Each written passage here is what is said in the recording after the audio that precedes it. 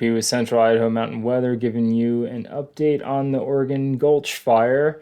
This started yesterday, Sunday, July 27th, early in the morning. Actually, I guess technically this morning.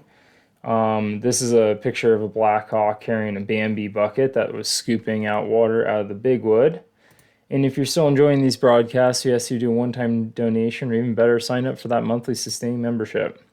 This is taken by Ben Vandenbos, and not only does he find avalanches in his free time, but he happened to catch this fire and report it last night. So this was in the early phases. It sounds like it could have been lightning strike. I didn't actually see any lightning strikes on the map, but that doesn't mean that didn't happen. This is a single air engine tanker dropping some water on the fire. And this is off of the Sawtooth National Forest Facebook page, as well as this photo. The Sawtooth hot shots are on site as of this morning, working on the fire, along with two other initial attack crews. When I drove by the trailhead this afternoon on my way home from the Sawtooth, there was quite a number of Forest Service fire crews in the parking lot, which is really good to see, as this fire is really close to town. It was last reported as 3 acres. Let's dive into it a little bit deeper. I'm going to show you Google Earth first. So Ketchum's down here. Take the highway up north. Oregon Gulch is one of the last drainages on the left. Before you hit the Sawtooth National Recreation Areas Ranger Station, which is over here. There's a lot of big, expensive homes along this stretch of the highway as well. The trailhead for Oregon Gulch is right over here, and the fire is in close proximity to the trail right about here. I'm just going to flip this around so we can see it a little bit better. So this is looking to the south. Again, trailhead here. The Oregon Gulch Trail goes up this way, and the fire is located on the hillside here in this north forest. It's filled with Douglas fir, lodgepole, probably lots of dry timber as well. There are some beaver dams here in the bottom. Shout out to the beavers. Thank you for those reservoirs. That should help the fire from heading down that direction into the valley floor. And it's also pretty wet in the spot, though there is lots of stuff that can burn. The Castle or the Beaver Creek fire burned pretty far away from this. You can actually kind of see. Actually, I might be mistaken. It might have been the Castle Rock fire. I take that back, up this way. So that's an old burn scar. But you can see there's a lot of forest on the north-facing slopes and then sagebrush on the south. So they're hitting this with hitting it pretty hard, as it is close to town. It's close to the SNRA building. There's a campground here, lots of private homes in this area, so they don't want this thing running loose down canyon.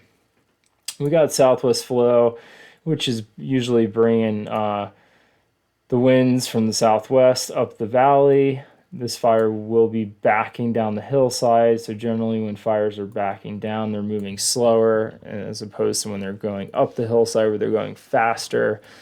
Today I was watching them pick up water over in the Big Wood here in the Frostbite Flats. There's a Black Hawk helicopter with that Bambi bucket I was showing you, and then I think a Bell 212 with a snorkel that was going down pretty low. Check out my reel on that. It was pretty exciting watching it, and they had a really quick turnaround time of like 5 to 7 minutes. So they were just probably dousing this thing run after run.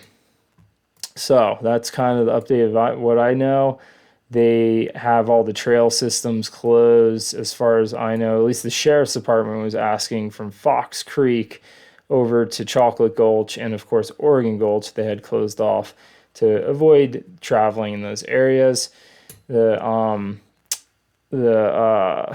Facebook page from the Sawtooth National Forest said that the crews are going to be working on securing lines and mopping up the fire. Mopping up a fire is good, is what you want to hear. That means they're kind of getting a good handle on it. I didn't see any smoke when I drove by at 3, maybe 4 o'clock this afternoon.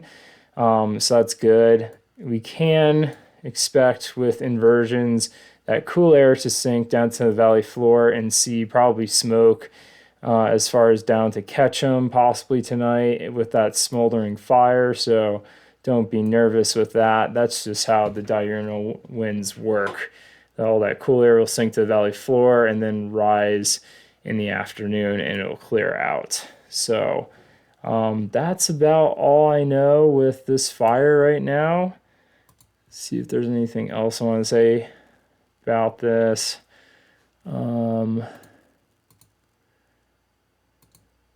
Yeah, tomorrow we're actually going to be seeing some more, some rain coming across tomorrow afternoon, and looks like it actually will be maybe on the outskirts of where that fire is. So that could help with that. Those could change into thunder showers as well. So we want to keep an eye out on that. If this was a lightning strike, you know, it's pretty dry out there right now. That can transfer over into a new fire. One last thing I did want to show, I'm going to back this up. This is the satellite reel. If you're seeing smoke out there, maybe in Stanley, that's actually coming from a fire in Oregon. So that's, take a step back here, zoom out. This is Watch Duty app for those of you that don't have it. That's the Little John fire that's burning, had a pretty good plume of smoke coming over it. Maybe some other fires as well.